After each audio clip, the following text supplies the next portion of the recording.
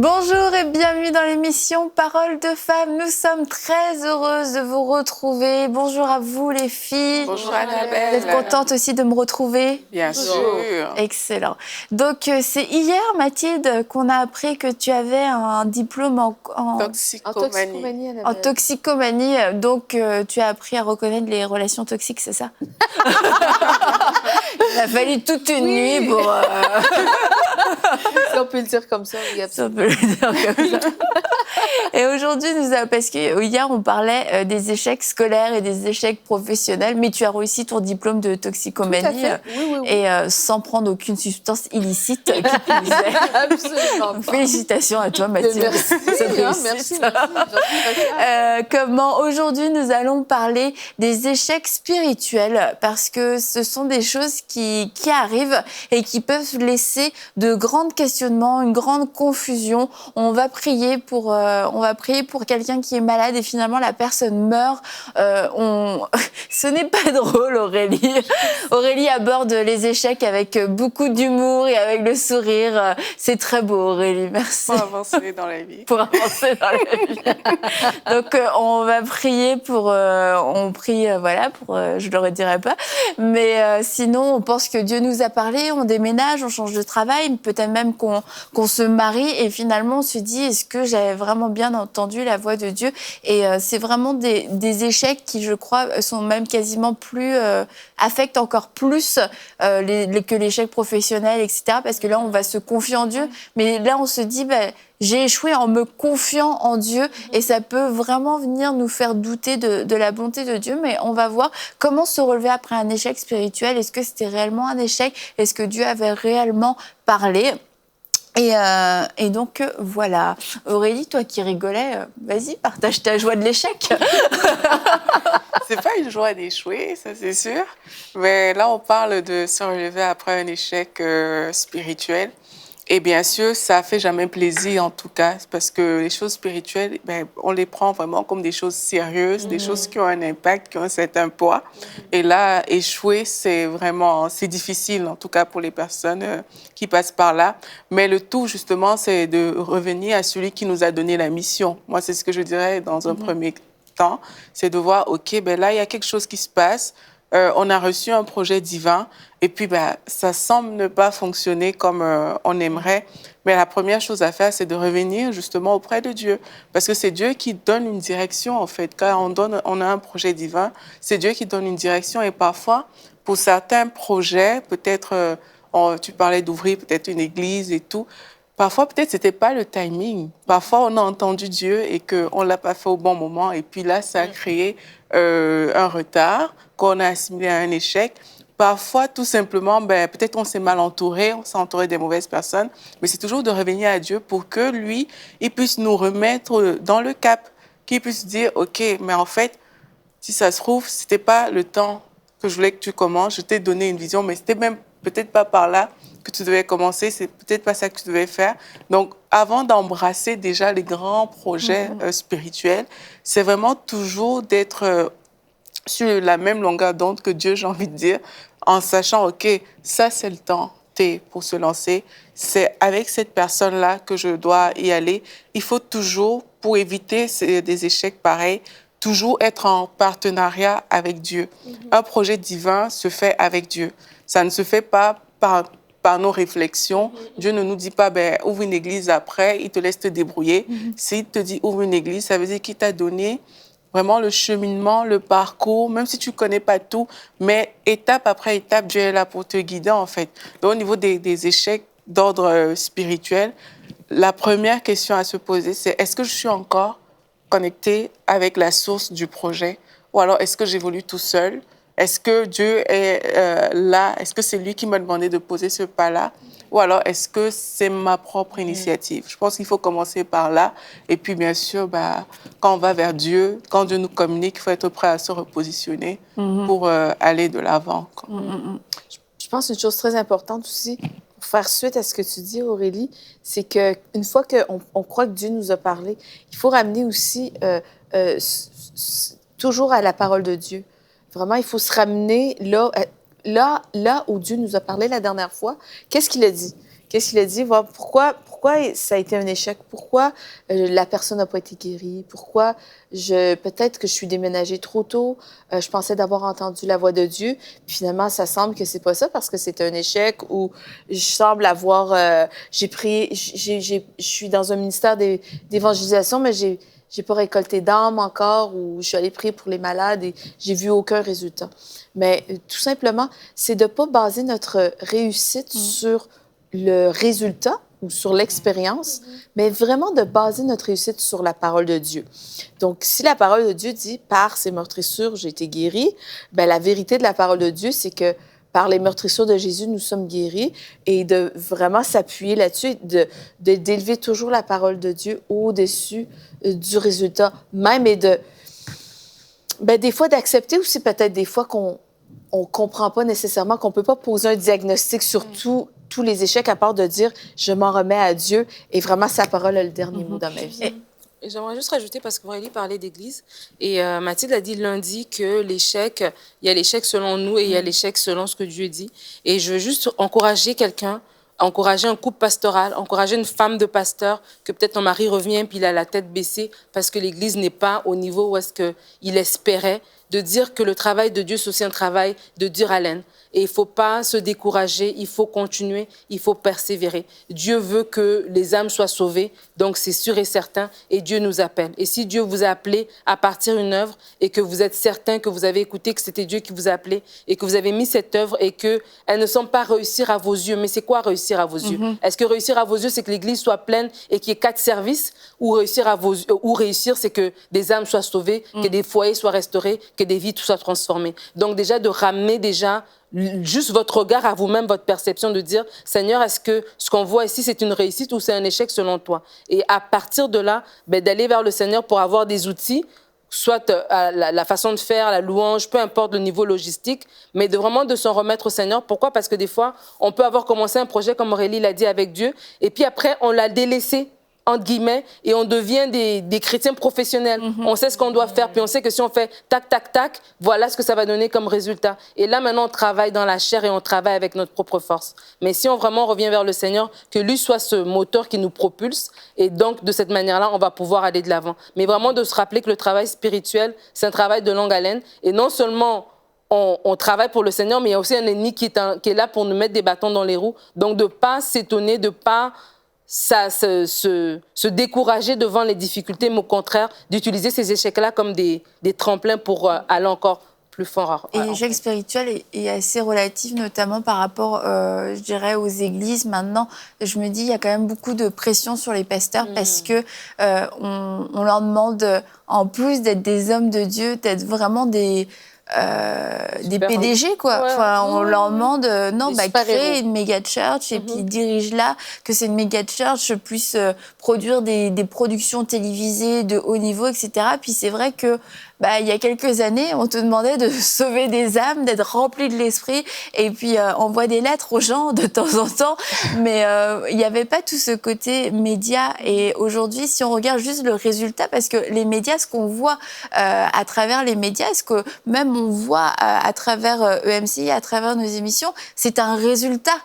Ici, c'est un résultat. Ce que vous êtes en train de voir, c'est un résultat. C'est le résultat c'est le résultat de toute une pensée. On a créé l'émission, etc. Il s'est passé plein de choses. Et quelquefois, on voit juste le résultat final chez l'autre. Et du coup, on se sent en échec. Parce qu'on se dit, moi, c'est ça ma réalité. Mais en fait, je crois que, sincèrement, n'importe qui, tout le monde a un peu les mêmes réalités et les mêmes défis. C'est juste que tu filmes pas tes défis et tu les mets pas à la télé parce qu'on n'est pas dans une télé-réalité. Mais nous toutes, ici, on est sur ce plateau. Mais nous toutes, on est déjà arrivés. Des fois, on était moins en forme. On avait eu d'autres soucis, des soucis personnels. On avait, quelquefois, dans notre corps, on pouvait être fatigué, on pouvait même être attaqué au niveau de notre santé. Mais quand on est ici, ouais, bonjour, bienvenue dans Parole de Femme. Je suis épuisée. J'ai une journée, je vous raconte pas. Enfin bon, bref. on va quand même faire l'émission. Hein. Tu sais, c'est pas ce que Dieu veut que je fasse, c'est pas ce qui bénirait la francophonie. Et je crois que c'est pas être hypocrite, c'est que Dieu nous donne la grâce de pouvoir le faire, de pouvoir donner ce que lui met en nous. Mais il y a des coulisses qui sont là. Et si on se fie juste à ce qu'on voit, bah, c'est clair qu'on va tous se sentir en échec. Moi, si je regarde d'autres ministères, ah waouh, tu sais, c'est ça qu'elle fait, oh là là. Mais si j'oublie qu'elle a des coulisses, elle aussi, bah, je peux me dire, bah, laisse tomber, je suis trop nulle, j'arriverai jamais. Je pense qu'il y a une peur extrême dans notre monde en général, mais dans l'Église, il y a une peur vraiment de l'échec, parce que l'échec est associé justement parce que tu n'as pas eu l'entendement spirituel, j'ai pas su entendre de Dieu. Et des fois, vraiment, c'est faux, en fait.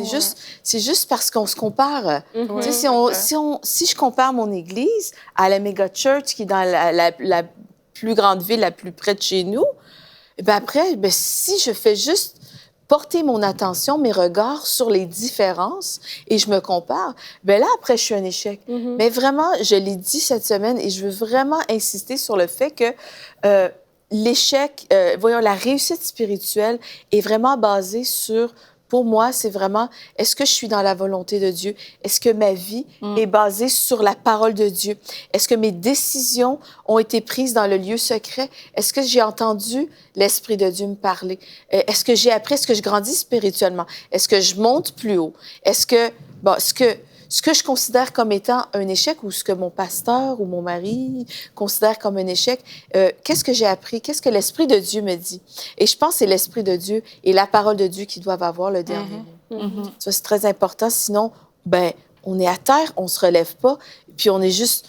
On est nul, puis vraiment, je me suis trompée, j'ai rien fait. Moi, je me souviens quand on a démarré l'Église, j'avais dit à mon mari, je veux vraiment entendre, être certaine que c'est l'Esprit de Dieu qui nous demande de faire ça, parce que quand les vents contraires viennent, parce que oui, des fois, il y a de l'opposition, et l'opposition, ça ne veut pas dire que Dieu est contre nous.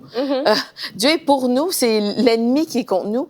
Je veux juste être certaine d'être dans l'appel et de pouvoir persévérer, parce que quand les vents contraires vont venir, si je sais que Dieu m'a appelé, je vais pouvoir résister et je vais pouvoir me relever. Si je fais des erreurs, je vais pouvoir me relever. Donc, il faut retourner là où Dieu a parlé la dernière fois et vraiment se baser sur la parole de Dieu et non la comparaison et non ce que les autres disent de nous constamment. La Bible dit dans Proverbe 16, au verset 3, « Recommande à l'Éternel tes œuvres et tes projets réussiront. » Et vraiment, si on prend le temps de faire ça, ce que je veux dire, c'est comme si on est OK avec Dieu, ça veut dire qu'on est OK dans le projet. Parce que comme Mathilde, tu dis, c'est parce qu'on va regarder à ce qu'on voit ailleurs ou parce que les gens qui nous entourent parfois ont de grandes attentes par rapport à la chose qu'on doit faire que parfois on va se dire « Ah, mais tiens, regarde le projet, j'ai échoué. » C'est pas parce que les gens autour de toi, même si c'est les fidèles de ton église, c'est pas parce qu'ils ont des attentes qui ne correspondent pas à la saison dans laquelle tu dois être que tu dois considérer cela comme un échec. Il faut toujours recommander son projet à Dieu et c'est le sceau de Dieu qui détermine en fait qu'on est dans la bonne saison ou alors il faut encore aller dans ce sens-là. Il faut, de toute façon, avec Dieu, on va de gloire en gloire. Ça, on le sait. Et là, c'est le sceau de Dieu, en fait, qui va le déterminer. C'est pas les gens qui nous entourent, c'est pas les fidèles de l'Église, c'est pas nos frères, nos sœurs ou notre famille. C'est vraiment le sceau de Dieu qui va le déterminer. Maintenant, il y a aussi quand même des personnes qui échouent souvent parce qu'ils n'ont pas pris le temps de demander conseil. La Bible, en parlant dit des projets échouent faute d'une assemblée qui délibère. Parce qu'on n'est pas allé voir certaines personnes. Parfois, on veut se lancer tout seul aussi dans des gros projets, mais si on prend le temps d'aller voir des personnes, peut-être qui ont déjà réussi dans le domaine, juste pour poser des questions, pour ouvrir notre esprit, et là, on pourra aller vers Dieu avec des choses qu'on a découvertes, peut-être qu'on ne connaissait pas, pour dire à Dieu, mais Seigneur, j'ai appris ça comment toi, tu vois ça? Parce que peut-être c'est une question de contexte. Il y a des personnes qui ont peut-être déjà, là, on parle de créer une église, mais ça peut être autre chose. Il y a des personnes qui ont déjà évangélisé avant toi. Il y a des gens qui ont déjà ouvert une église avant toi. Juste parler et puis ils vont allumer des choses en toi. Et puis tu peux aller vers Dieu avec ça. Dire oui, Seigneur, mais si quelqu'un me résiste, si quelqu'un, pendant que je prie pour lui, et puis on vient me dire le soir qu'il est plutôt décédé, alors que j'ai évangélisé cette personne, qu'est-ce que tu fais? Que le Saint-Esprit nous renouvelle aussi par rapport à ces questions qu'on aurait appris comme ça. Le Saint-Esprit peut te dire déjà que c'est pas toi qui fais, c'est moi qui fais. Déjà, ça t'enlève La une pression. Et là, quand tu arrives face à ça, c'est différent. Tu ne portes pas ce fardeau sur toi, comme voilà mon échec, j'ai fait ça, ça n'a pas marché. Mais tu sais que c'est l'œuvre de Dieu en fait. C'est même pas ton œuvre, c'est l'œuvre de Dieu. Et tu marches conformément à ce que Dieu veut en fait. Il y a une expression qui dit quand tu tombes de vélo, faut y remonter tout de suite.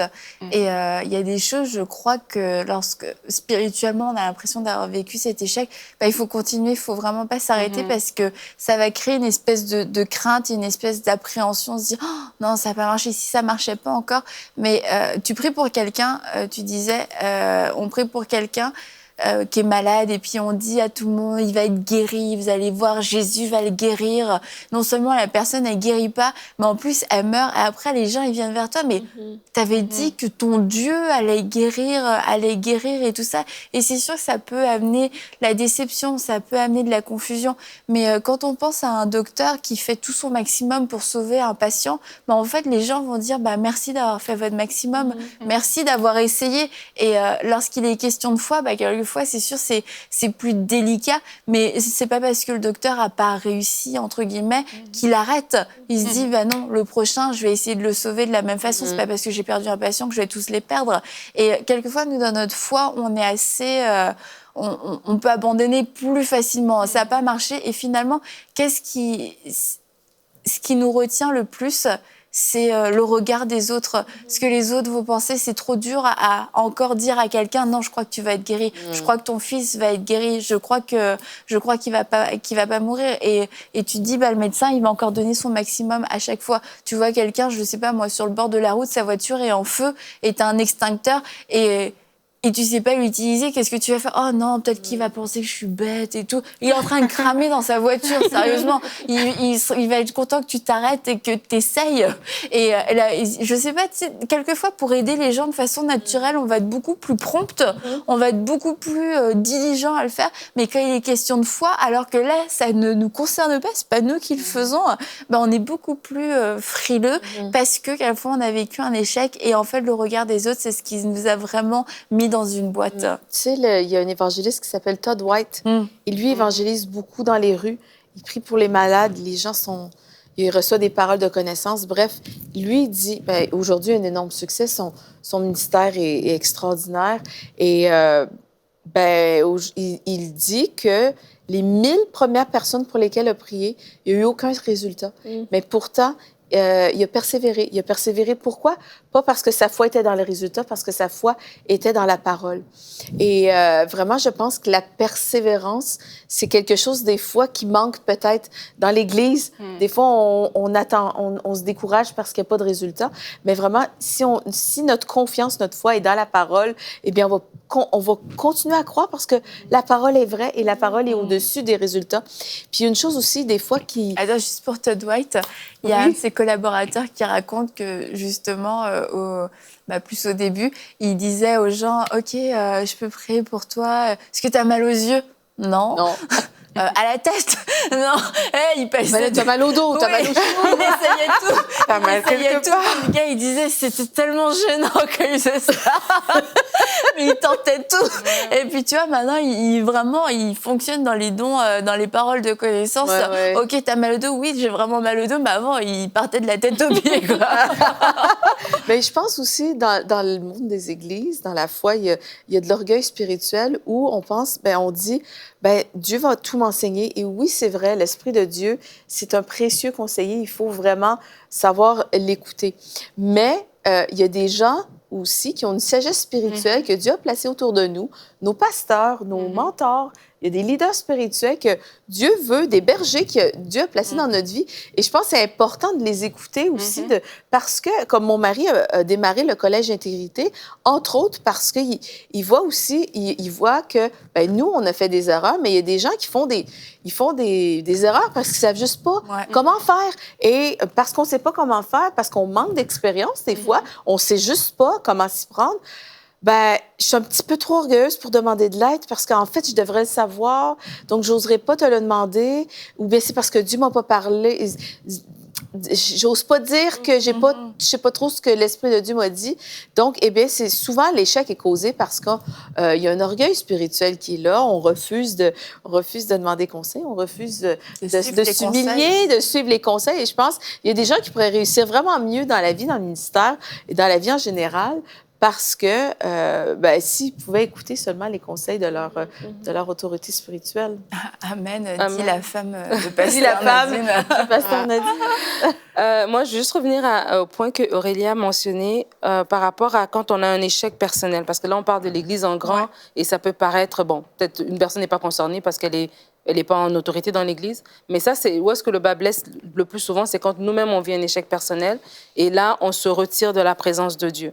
Et pas David, mais c'est Pierre, en fait, quand Jésus a dit, il y en a plein de gens qui sont partis, et puis il leur a dit à eux, est-ce que vous ne partez pas non plus? Et il répond, bah, qui irions-nous, tu vois? C'est toi qui as les sources de la vie. Et moi, personnellement, quand j'ai perdu mon père, j'étais vraiment dans une étape de prière, mais intense. Et j'étais jeune, tu vois. J'étais jeune dans la foi, je venais de me faire baptiser. Guérisse? Oui, je priais pour que mon père guérisse. Et après, mon père est décédé. Et franchement, ça, c'était un échec spirituel. C'était vraiment une occasion où l'ennemi aurait pu brandir ça devant mes yeux pour dire, ben, tu vois, tu peux plus te tenir debout avec autant de foi et vraiment ramener ça à mes yeux. Mais vraiment, je me suis dit, je peux pas aller ailleurs, je peux qu'aller vers Dieu. Et vraiment, je veux encourager quelqu'un qui a peut-être manqué, qui a pas bien entendu ou qui a attendu, mais qui a hésité et qui a loupé, entre guillemets, le moment X où est-ce qu'il devait agir.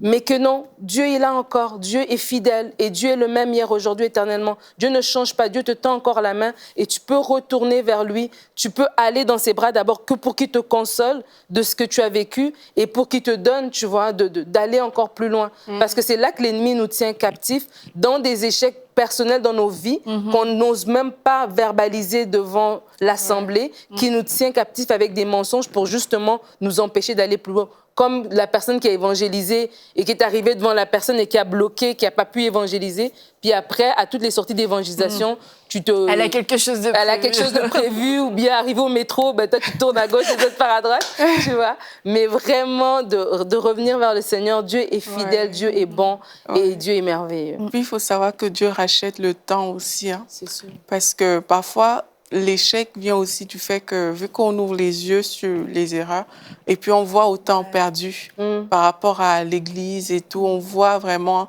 on voit les saisons qu'on a manquées, en fait. Mais vraiment, je veux dire à quelqu'un que Dieu rachète le temps. Amen. C'est pas parce qu'il y a eu des choses qui se sont faites que la situation va rester telle qu'elle.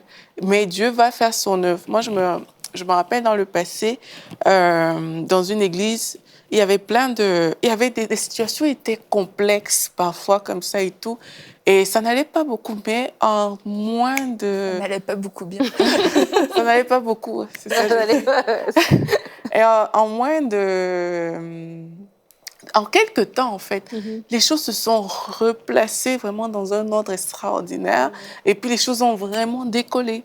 Et là, on voit que Dieu a sa main vraiment posée sur ces projets, en fait. C'est pas juste... quand Dieu nous demande de faire quelque chose, il ne s'attend pas à nos propres capacités. Il sait que à travers nous, cette chose va être faite, en fait. Et nous-mêmes, on doit être dans cette attitude, où on ne s'attend pas à nos propres capacités, parce que c'est quelque chose de divin. Quand Dieu a parlé, tu as parlé. Si Dieu a dit, va évangéliser, ça veut dire qu'il sait que tu as besoin de l'assurance. Il sait que tu as besoin de tes mots pour parler. Il le sait. Et il est prêt, en fait, à te remplir de tout ça. C'est quand tu commences avec... Moi, je vais le faire peut-être, et rempli de doutes et tout ça, que l'échec aussi va finalement arriver. Donc vraiment, partons avec la conscience que c'est Dieu qui est avec nous. Quand on a conscience que Dieu est avec nous, on se positionne aussi pour faire des exploits. On se positionne pour ne pas forcément être dans l'échec. Maintenant, si on voit que, OK, je n'y arrive pas, on retourne vers celui qui a la capacité qui nous manque à ce moment-là pour agir, en fait. Amen. Et puis, si on se rend compte qu'on a enlevé Dieu de nos plans, comme tu disais, Aurélie, tout simplement, je crois aussi qu'il faut se repentir, demander pardon à Dieu. J'ai marché dans cette direction sans toi. Et je pense à David, qui a vécu, selon moi, un grand échec ministériel, ou je ne sais pas trop comment on peut appeler ça pour lui. Mais à un moment donné, il est revenu dans la ville où il y avait sa femme, enfin ses femmes, et sa famille, et la famille de tous ces hommes à Tsiklag. Je ne sais pas si je le dis bien, mais il est revenu dans cette ville et en fait, la ville avait été pillée, la ville avait été brûlée, les enfants, les femmes avaient été pris. Ils sont arrivés et lui et ses hommes, ils étaient dans la désolation. Ils ont commencé à dire, on va lapider David. Et c'est sûr que David, à ce moment-là, devait vivre un sentiment d'échec. Il a été dans la présence de Dieu, il a été consulté Dieu. Et en fait, peu importe l'erreur, si on en est l'auteur ou pas l'auteur, etc., mais c'est d'aller dans la présence de Dieu. Et la pire chose qu'on peut faire, c'est s'éloigner de la présence de Dieu, dire j'ai pas compris, j'ai pas entendu, moi je peux pas, voilà, ou alors Dieu me dit n'importe quoi, il s'est trompé. Non, David a dit au creux de cette histoire tragique, non, moi je vais aller consulter l'Éternel. Et je trouve ça vraiment formidable. L'attitude que David a eue, parce qu'il aurait pu être dans un esprit aussi un petit peu de vengeance. Regardez les gars, finalement vous voulez me lapider, etc. Non, il a vraiment fait preuve de bonté. Et à la fois, David est sorti d'un échec spirituel, il s'est relevé comment? En allant demander à l'Éternel. Il a entendu la voix de Dieu, il a agi sur la voix de Dieu. Il y a eu très peu de temps pour l'apitoiement. Et la deuxième chose que dans cette histoire aussi, c'est le fait que tout le monde a eu la même part. Et je voudrais vous dire à vous que vous aussi, vous avez la même part avec nous, avec EMCI. Peut-être que vous n'êtes pas dans les fauteuils de EMCI, que vous ne faites pas partie de l'émission Parole de Femmes ou Bonjour chez vous, etc., que vous n'êtes pas dans le studio, que vous n'êtes même pas au Canada. Mais si votre cœur est avec nous, si votre foi est avec nous, si un jour vous avez élevé votre voix pour prier pour nous soutenir dans la prière, et que vous avez eu à cœur de prier pour Aurélie, c'était une prière qui n'était pas vaine, c'est une prière qui lui a fait du bien. Et c'est juste que nous, on le sait pas forcément, mais vous faites partie de la grande compagnie, vous faites partie de la grande troupe, et je crois que nous aurons tous la même récompense, ceux qui sont ici et ceux qui prient dans le secret, ceux qui donnent dans le secret, ceux qui soutiennent dans le secret. Et si vous faites partie des 8000 partenaires, je crois que vous aurez exactement la même récompense que nous tous qui sommes peut-être plus visibles. Alors si vous aussi, vous croyez dans cette vision, si vous voulez y participer de façon encore plus concrète, et l'occasion vous en est donnée cette semaine, faites partie, rejoignez les 8000 partenaires de EMCI pour amener EMCI à une nouvelle saison, et nous aurons la même part, car Dieu est bon et Dieu est celui qui relève après toutes sortes d'échecs, même un échec spirituel. Dieu est bon, Dieu continue de parler et Dieu va continuer de vous diriger. Et on se dit à demain pour une prochaine émission de Parole de Femmes. 8000 partenaires, c'est le nombre de personnes dont EMCI a besoin pour annoncer l'Évangile dans encore plus de maisons dans toute la francophonie. Accepteriez-vous à votre tour de devenir partenaire d'EMCI dès aujourd'hui? Dès maintenant, donnons pour faire entrer EMCI dans une nouvelle saison. Pour faire votre don, rendez-vous sur emcitv.com/8000.